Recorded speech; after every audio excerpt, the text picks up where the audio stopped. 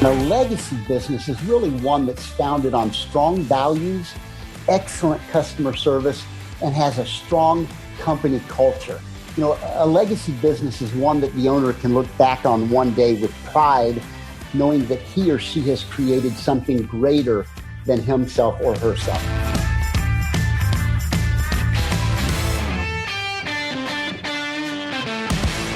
You're listening to episode 184 of the Fitness Business Podcast. This month's premier podcast partner is Team Rockstar Fit, the mastermind team that helps fitness professionals and studios add nutrition, fitness, and online coaching to their existing business with tools from Beachbody. To find out more, visit teamrockstarfit.com.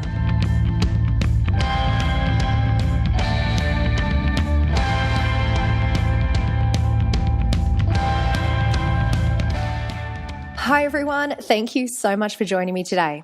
This week I am joined by best-selling author, speaker and fitness entrepreneur Greg Justice. Greg opened AYC Health and Fitness, Kansas City's original personal training center, in May 1986.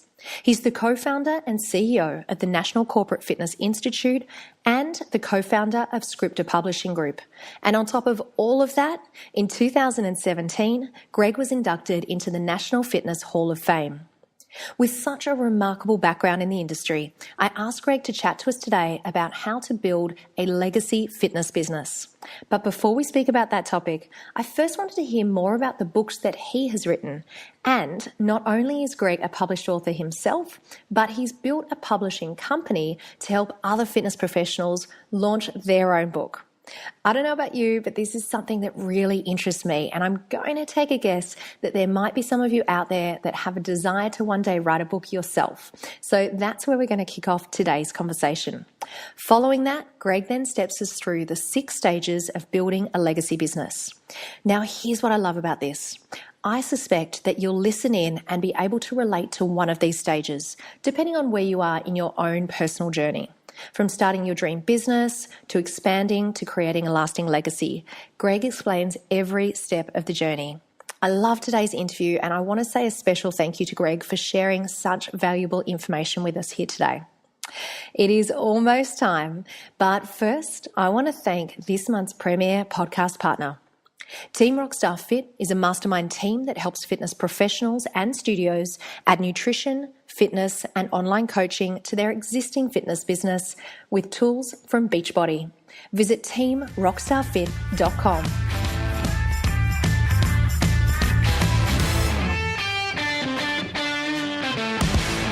Enjoy this week's interview with Greg Justice.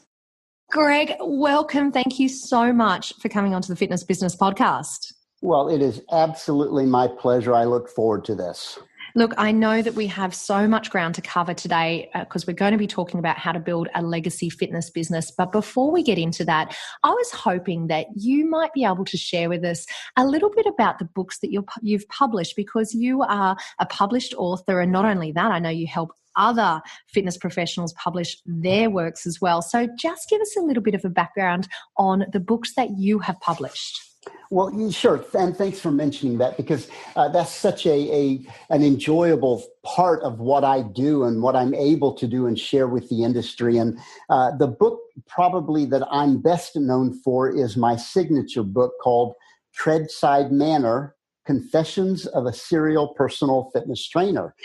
And it's a compilation of stories from the first 25 years in the industry. And actually, we're now working on a volume 2 that will include the last 8 or 10 years that weren't in that first volume. So I'm looking forward to updating that and sharing more stories of Treadside Manor with the industry.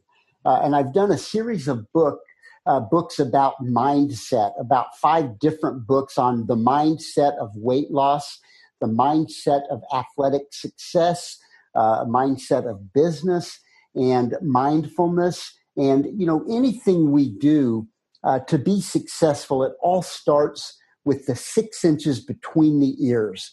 And, it doesn't matter what the subject is. If you don't have your mind right and you're not in that right frame of mind, you're not going to be successful long term. So we like to start with that premise. And so I have a whole series of books about that. And then I have some books specific to sport-specific type books of golf and baseball and things like that. Having been in the industry as long as I have, back in the day when I started my business, we were jacks of all trades and masters of none. Now the industry has come 180 degrees from that, and everyone has a specialty.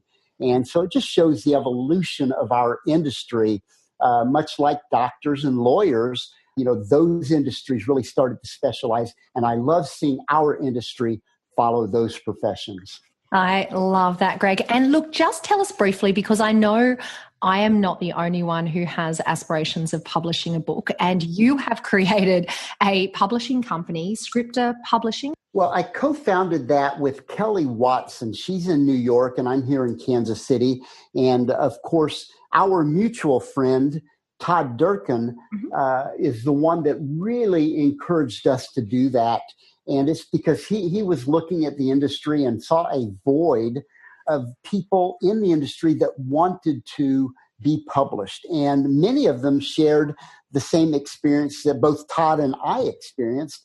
And that was the experience of rejection, of being turned down by the big publisher. In fact, I kept my series of rejection letters, of which reached at least a half a dozen, for multiple reasons. And so finally, I said, well, okay, fine, I'll just do it myself. And so once I developed a system, it was very replicable. And so Kelly and I just opened Scriptor Publishing Group to help other fitness authors develop a platform to grow their business. And it's, through what we call authority marketing. And when you have a book, a platform book that tells what you do, how you do it, and why you do it, it's an incredible way to scale your business and elevate you and what you do in the eyes of others. When we started to do our due diligence about Scriptor Publishing, we found that 9 out of 10 fitness business owners wanted to write a book. They just had no idea of where to begin. And when we found that out, we knew that we had to start the business. Okay, quick breakaway for a second. If you're listening to this and you're feeling inspired to get your own book published, then I've included the link to Scriptor Publishing in today's show notes at fitnessbusinesspodcast.com. So make sure you check it out after the show, of course. Okay, now back to the interview where I've just asked Greg to explain the term legacy business. Starting a business, and I'm talking about any business, it's an incredibly rewarding experience. And even more rewarding is watching that business become something even greater, a successful business. And as you know, it takes years of hard work and commitment to grow a business that you're proud of. And a legacy business is really one that's founded on strong values, excellent customer service, and has a strong company culture. A legacy business is one that the owner can look back on one day with pride, knowing that he or she has created something greater than himself or herself. Great description. And I believe that you have a breakdown of 5 stages of the life cycle of a business. Would you mind talking us through those? Sure. And we'll dissect each one of the stages, but the overall stages, they consist of the dream stage, the startup stage, the growth stage, the expansion stage, and then the maturity stage. And we'll start with the dream stage. And that's before you've opened your doors or gone into homes or started your business at all. It's just an idea that's planted in your head. And now our industry suffers in certain ways because we're a hobby type business, which means that a lot of people get into our industry because they love fitness, right? And so they may be in another career and they decide to switch careers because they love working out or they just think that it will be an easy transition into a business. But it's just like any other business. And the key in that dream stage, and I think where a lot of trainers go wrong, is they just go into it without laying the foundation. And the dream stage of any business it's important to do certain things, doing your due diligence, creating a vision board. I think that would probably be my number one suggestion to anyone thinking about starting a fitness business or any business, is to create a vision board. And a vision board is nothing more than a tool to help you see the future of what you want to create. And when you do that, it can be through pictures, it can be through articles, words, quotes, anything like that. But it's important to see where you want to go before you actually start down the path, because it's like having a roadmap of going from one destination to another. It's important to know where you're going, and that vision board can help you toward that path. And that's just one of the parts of doing your due diligence. Now, as you start to develop the idea of building or starting your business, it's important to know who you're going to serve, what their needs are, and then starting with an overall sales and marketing strategy. And I'm not just talking about the little tactical things that trainers do, but an overall strategy.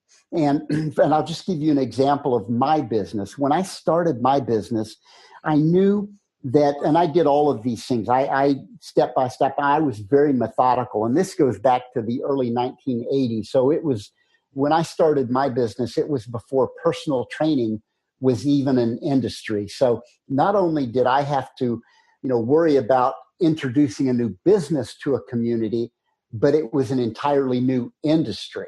And people didn't quite understand or grasp the idea of personal training. So I had to develop an overall sales and marketing strategy. And what I did, I created my own system or my own strategy, and I call it ERI. And that stands for educate, relate, and investigate.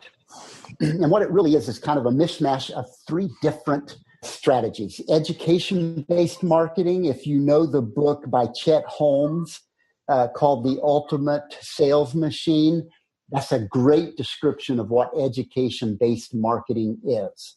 And it's about putting out your best content, your best material, educating the potential prospects that you're trying to reach, and give them your best stuff. Because information now, especially with the internet, information is available everywhere. And the example is similar to what we were talking about with the publishing business. You can go online and go through step-by-step process of how to do your own book, how to write your own book, and how to publish it.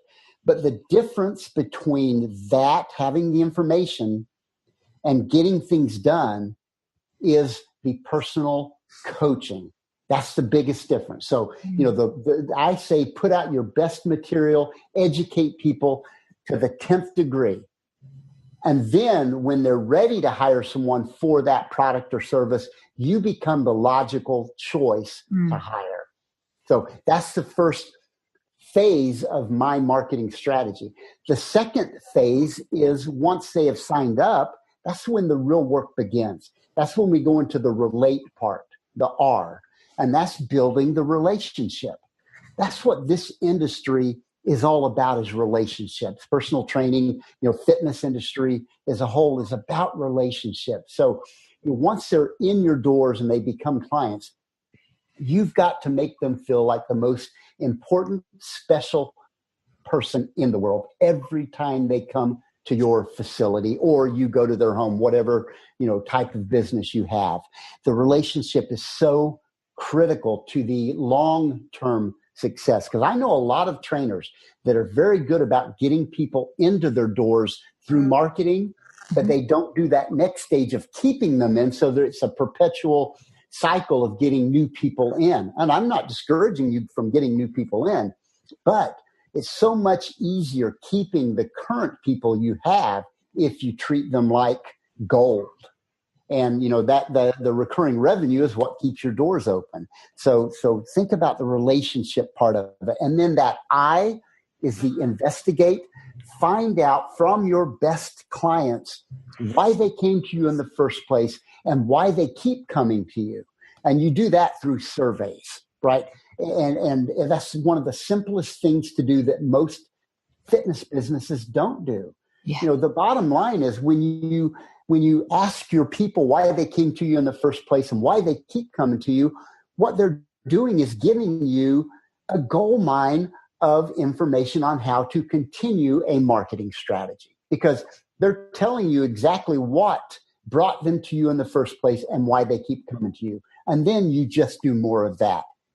I know it sounds simplistic, but so many of the training businesses that I have consulted with, they don't do some of those basic, simple things. So, feel free, if anyone's listening to this that wants to use what I do, the educate, relate, investigate.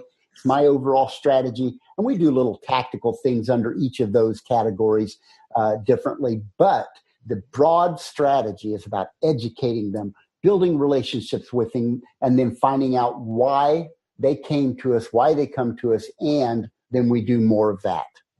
You know what, Greg? I think that last piece that you just touched on, the investigate, is so key. And I think I truly believe it's an area that we quite often do forget to give attention to. And not only do we need to give attention to that investigation and that survey and getting feedback from our clients in the early stages of the relationship, but we need to do it ongoing, don't we? Ongoing, absolutely. Consistent. Yep. Yes, you do have to be consistent. And that's a great point because, and I'll just give you an example in my own business. My average client has been with me for 28 years. That's the average time they've been with me. That's an incredible, jokingly, but again, what that does for a business is it brings stability into a business. And I can't tell you the number of consultations that I've done with fitness business owners where they start completely freaking out when the summer comes and they suddenly don't have a client base because they're all going outdoors and stuff. And it amazes me because if you look at, my numbers in month over month, there's really no dip. I mean, it really is very consistent through the course of the year. And again, it's because of those simple things about knowing who they are, knowing what they like, why they're there, and then we just replicate it over and over and over again. And one last thing in the dream stage of it, this is very important because a lot of times, and people don't mean to, but a lot of times people are in the dream crushing state of mind. And what I mean by that is if you've got a good idea to do something and you share it with others, a lot of times they become the anti whatever it is you're talking about. And for me, the example of that was when I was starting AYC, and AYC, by the way, stands for at your convenience. That was my differentiator in the early days, because I was competing against the big box gyms. It was the big box gyms and then me. I was opened the original personal fitness training center here in Kansas City. And so that was my competition with the big box clubs. And when I was sharing my idea with some mentors and business people that I had reached out to, they kind of looked at me kind of quizzically thinking that is the strangest idea I've ever heard. And one of them even said to me, well, I guess the only thing I can say to you at this stage is that you're at a great age to fail. And I kind of looked at him like, well, and in fairness, he wasn't trying to be mean. He, it's like I was 24 years of age, and he said, hey, if this whole thing doesn't work out, you're at a great age to fail because you've got plenty of time to recover. Now, and another interesting, I've got two other quick quotes that have always stayed with me. One of them came from my fiance at the time, now my wife of 33 years, as I explained the concept of what I was about to embark on. She looked at me and she said, and people are going to pay you for that? She didn't quite understand. Again, this is before personal training was an industry. So it was something completely out of the blue. So in all fairness, she does fully understand that, yes, indeed, people are going to pay me for that 33 years into the marriage now. But, she didn't understand it. And then the last story specific to that is about 3 months after I opened my business, I was invited on to Kansas City's most popular radio talk show. This guy is a legend in Kansas City radio. And he invited me onto his very popular radio show and proceeded to tell me and his entire listening audience that this type of business would never work in Kansas City. He said, you're going to have to move to New York or California because Kansas City will never support an industry or a business like this. And now that kind of brings up my last suggestion in the dream stage is always be willing to say yes to yourself when others are telling you no. And, those are just kind of three quick quotes that have always stuck with me. And if I listened to those three, then I would have never had the opportunity to just celebrate my 32nd year or 32nd anniversary in business. We're just getting started. Well, Greg, that is such an important message, and thank you for sharing those examples with us. I think if anyone said those things to me, it would make me even more determined to make the business model work. And you obviously have. So congratulations on 32 years in the business now. So that is stage one, is dream. So talk to us about stage two. Yes. Okay, so once you've got the due diligence completed and you've got everything in place, you've got the groundwork done, then we go into the startup stage. And this is where the rubber meets the road, because this is the tires are on the road and they start down that road. So it's all about laying the foundation for the day-to-day practices at this stage. Now, it's important, number one, right off the bat, know who you are, know your core story, right? You've got to be client-centric at every step of this process. And this is what I call treadside manner. And I've created a system for my trainers that all of my trainers have to go through this treadside manner learning, because it consists of how you dress and how you carry yourself around the gym and outside of the gym. It's about how you act and react to clients and colleagues. It's about how enthusiastic you are, how motivational you are with your client base. And this is a real important one. It's about your expertise in exercise science. The reason I put that one in there is because we are truly one of the most under-regulated industries in the world. If you think about it, here in the U.S., and I assume it is that way where you are, you have to have a state or national license to cut people's hair. You have to have a state or national license to give a massage. But to be a trainer, all you have to do is put up a shingle on your door that says, I'm a trainer. So we are so under-regulated that a lot of times you have bottom feeders that come into the industry and bring us all down. So, it's important to elevate the ethical and professional standards of our industry. And you do that through your expertise in what you're teaching.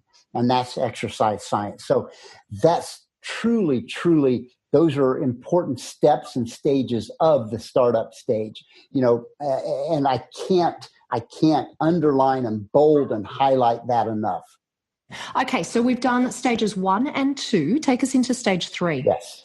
Okay, so now the growth stage. Now, this is the stage of business that so many fitness professionals are addicted to, because we're a little bit ADHD. Yep. And the growth stage is the ADHD stage. It's what I like to call the 8-second stage. Now, do you know what I'm talking about when I refer to the term 8-second? No, you're going to have to tell me. Okay. So there's a term in bull riding called it's 8 seconds. And that's the time length that a bull rider is to stay on a bucking wild bull. And that's basically what the growth stage of a business is. It's like being on a wild bull ride, getting thrown all over the place. And it is fun, exciting, and at times can be overwhelming because the opportunities are coming at you left and right. And, you've gotten a little traction from the startup stage and things are really starting to ramp up. So the key here in this growth stage is to stay focused on your mission, your vision, and your values. As long as whatever projects you're working on fall under that mission, vision, and values, then it's okay to do. But too many people get too spread out, too wide rather than deep, in what they're doing that they lose focus. And a lot of times the growth stage can be the end of a business because they haven't handled it correctly. You've got to hire smart. You've got to be real diligent about the hiring process in the growth stage. You got to make sure you hire the right energy, the right commitment to your business and your process. Now the bottom line is the rewards at this stage can be amazing because it is a fun, addictive stage that is filled with possibility. And this is also the stage that you see those strategic partnerships that you've started to develop in the startup stage. This is where those start to pay off. And it's amazing what can happen when those strategic alliances or partnerships start to pay off. And that kind of takes us into the expansion stage, which is that next stage. And the reason I kind of bring these two together and transition to it like this is because there's a lot of overlap in the growth and the expansion stage. But the differentiator is when market demand for your services exceeds your ability to deliver. So that's where I distinguish the growth stage from the expansion stage. And what I mean is if you're a solopreneur, which means you're the only person, doing the training in your business, when you have run out of hours in the day to train, and a lot of trainers have been there. In fact, I myself at one time had 78 regularly scheduled 1-hour appointments on my book. Whoa. I had grown as much as I could as a personal trainer. And it's interesting because I was so in the trenches, blinders on, focused on just growing at the expense of virtually everything. And it was at that time that my wife came to me and said, if you want to be part of this family, get a life. You've got to be here more than there. And that was very eye-opening for me. And that was when I was able to transition from the growth stage into this expansion stage because I started to bring on trainers. I started to open an additional location, add more products and services to my business. So it was really, when I realized that the market demand for what I was offering, I could no longer fulfill that. And that was when I went into that expansion stage. But it also took, my significant other to basically bring me back into reality. And now expansion can take the form in more than just what I said. It can be geographic expansion. It can be adding, like I said, the services or products to your current offerings. But at this stage, this is where it's really, really critical to listen to your clients. Obviously, you need to listen to your clients at every stage of your business. But this is where you can really start to learn as you start to grow and expand your business. You need to be responsive to your client's needs. Because if a client comes in and you're just running a personal training business and they're going across the street from massage therapy or to somewhere else for a different type of service that you could provide under your roof, why not listen to them and be responsive to those needs and add those things to your offerings? I mean, it just makes sense. And in the expansion stage, that's the logical time and place to do it. Greg, I just want to touch back in that growth stage. The analogy that you gave about the bucking bull, I thought was just gold, because I think so many of us have that feeling of that mixture of exhilaration, but also hanging on for dear life at certain stages of our business growth. I thought that was just a perfect analogy. Okay, so we've looked at the stages of dream, startup, growth, and expansion. So talk us through the fifth stage. Yeah, the fifth stage, what I call the maturity stage. Now, this is when your business is clicking on all cylinders. And this is cool because this is where you're really able to start truly fulfilling your individual mission and purpose. My mission for my fitness business is different than my personal mission, right? So this is where when a business gets into a maturity stage, this is when basically it's running itself. It's like I was fortunate to be able to go out to San Diego last week, and where I met you, and I didn't even have to think about whether my business would still be standing when I came home, because the right people are in the right positions to run it without me being there. And that's when the stage is that's when the business is truly a mature business. And this is when you, as the business owner, can start thinking about, maybe some people want to think about selling the business. For me, this is when I am able to start fully digging into the mentoring stage of helping others grow their businesses, because we, veterans of the industry, it's on us now to help the next generation make their generation even better than ours. Being able to mentor others and elevate our industry, that's the way we can truly make sure that the industry elevates every generation beyond our own. It allows us to do things like writing for industry publications or books, sharing what we were able to do to be successful and helping that next generation. It allows us to go out and travel the world and speak, create products, and most importantly, to give back to the industry and to others. Okay, Greg, let's wrap all of this up now into our weekly Fitbizpiration. And can you tell fitness professionals that are just starting out in the industry, what are the first 3 steps that they should take to begin to build their legacy brand? Absolutely. I'm going to give you 3 and then 1 to grow on, because I always like to do what Todd Durkin always says, and then some. So I'm going to give you 4. First of all, it's important at any stage of your business, but when you're beginning, especially important to know your non-negotiables. What are you willing to do to succeed? Within the ethical and professional framework of our industry. It's obviously important to be ethical, but you've got to be able to work hard and be diligent and see beyond all the obstacles that are in front of you. The obstacle is the way, as one of your recent That's correct. Interviewees said. So I love that. And I also love that book. Yeah. Next, it's important to create a strong and supportive company culture. And that starts with you, the leader. You've got to provide your team with growth opportunities at every step of their process as well. And then I think this 3rd one is important. It's all about leading from behind. And a lot of people don't know what that means when I say lead from behind.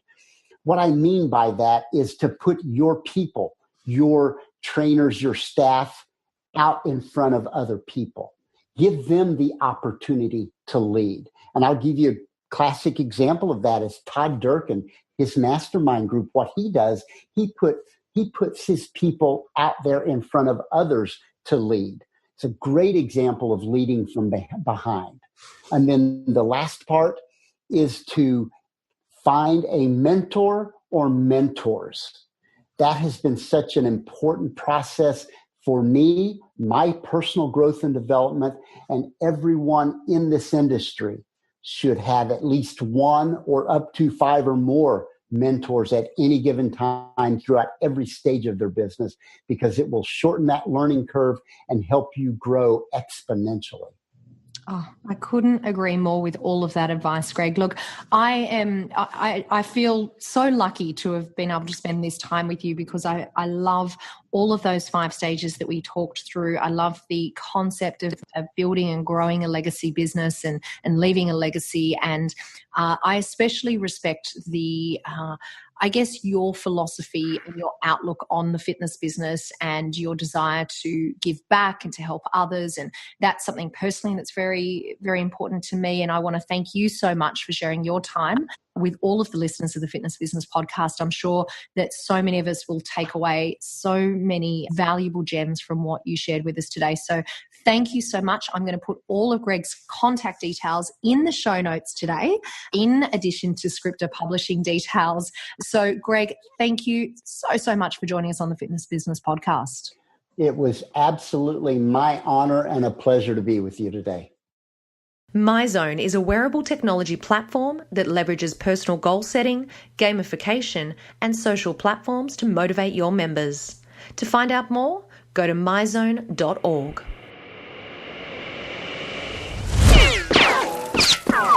Precore Quickfire 5. This week's Precore Quickfire 5 guest is business owner, speaker, author, and founder of FitBiz Mastery, Travis Barnes. Travis, welcome along. I am so excited that you're joining us on the show. Thank you for having me. It's an honor to be here. We're going to kick things off with the Precore Quickfire 5. So do you want to start off by telling everyone, why do you do what you do? Well, I think like many people that are called to the fitness industry, and I say called because it's our passion, right? I do what I do because it's my purpose. At a young age, I discovered fitness. I was growing up in a broken home, and I found things like Hulk Hogan and Rocky, and I started exercising because of their inspiration, and I learned something very important. I learned that being fit on the outside made me feel better on the inside. And so at a young age, I was already dragging my buddies to the gym and saying, come on, let's go work out. You know, it's going to be so fun. It's going to be so good for you. And I just grew into an older version of that passionate kid who found a purpose with fitness. So true. And what's one ritual that helps you become better at what you do? Let's say that leaders are readers, right? You know, leaders are readers, and it's so important. So I am always buying books. I'm always sharing books with the team. In fact, my team always laughs when I tell them, I have an opportunity for you, because they know that that opportunity is going to come in the form of a book. So I would say that's a very important ritual, always investing. And it might not just be a book. It could be a course. It could be a conference, whatever the case might be. And what's one app or system that you use to stay in control of your workload? I do a system called the WLAGS, and that's WLAGS. The WLAGS, it was something that was shared with me by my friend Todd Durkin. We're in a mastermind group together. In fact, he heads it up. There's 10 of us in there. And he started doing it with our group, and now I do it with our team. And so what the WLAG stands for is the W is for wins, and the L is for losses, and then the A is for ahas, and the G is for goals. So each week we share our wins. Hey, this is what we accomplished. Our losses, maybe even getting an aha from there. And then the goals. I like to even prioritize my goals to say, like, here's my big 5 for Monday, and here's my big 5 for Tuesday. And then that way I can always stay on track. You know, very important, I think, for all of us now is just to be focused instead of distracted and wondering where the time went. So true. And I love that little acronym, WLAGS. It's a good one to remember. And as an avid book reader, I know it's hard to ask you for just one book, but what's one book, podcast, or blog that you would recommend to all the listeners of the Fitness Business Podcast? You're right. It is so hard to say just one. But I've been coined in the industry as the systems guy, so I'm going to give you a systems book. And my first systems book that I ever fell in love with was The E-Myth by Michael Gerber. That was the one that taught me that I needed systems to run my business and people to run the systems. And because it is so hard to give one book, if you ever get a chance to read that Michael Gerber E-Myth, I think that the graduate of that book is now Traction by Gino Wickman. And that is just the second book that's very similar, but it just is all about having systems. So you're right. It was tough. I couldn't just do just one book.